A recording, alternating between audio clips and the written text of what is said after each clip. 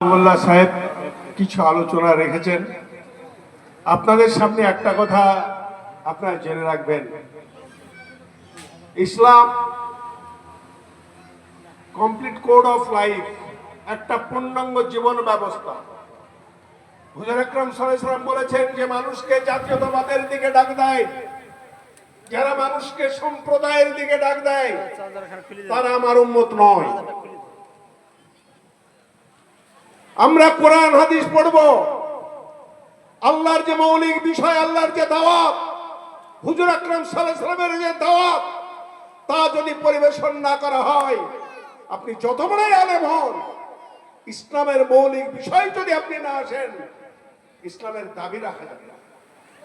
হুজুর আকরাম সাল্লাল্লাহু আলাইহি ওয়াসাল্লাম তায়েফের ময়দানে, তায়েফবাসী যখন তাকে অত্যাচার করেছিল, তার গোটা সারা রক্ত, শরীর দিয়ে রক্ত ঝরেছিল, তিনি বেহুশ হয়ে তায়েফের ময়দানে পড়ে গেছেন।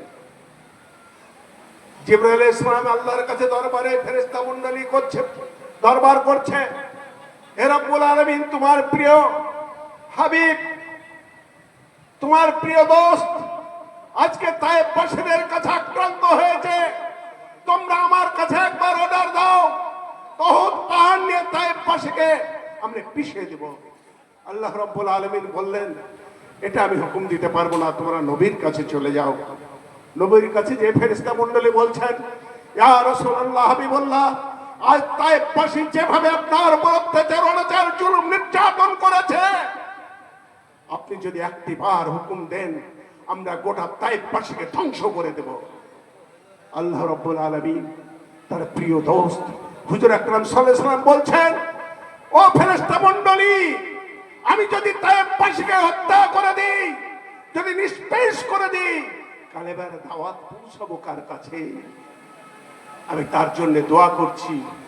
আজকে যারা আমাদেরকে আক্রান্ত করছে, আমরা তাদের জন্য দোয়া করব। এটাই হচ্ছে আমাদের কাজ। সাম্প্রদায়িকতা, বিচ্ছিন্নতা ইসলামে কখনোই প্রশ্রয় দেয়নি, অনুমোদন দেয়নি। বরঞ্চ হুজুর আকরাম সাল্লাল্লাহু আলাইহি ওয়াসাল্লাম বলেছেন, যারা কোন মুমিন মুসলমান যদি কোন অমুসলিম ভাইকে কষ্ট দেয়, অন্যায়, অত্যাচার, জুলুম করে, রোজ কিয়ামতের দিনে আমি অমুসলিম ভাইদের পক্ষে আল্লাহর দরবারে বিচার চাইব।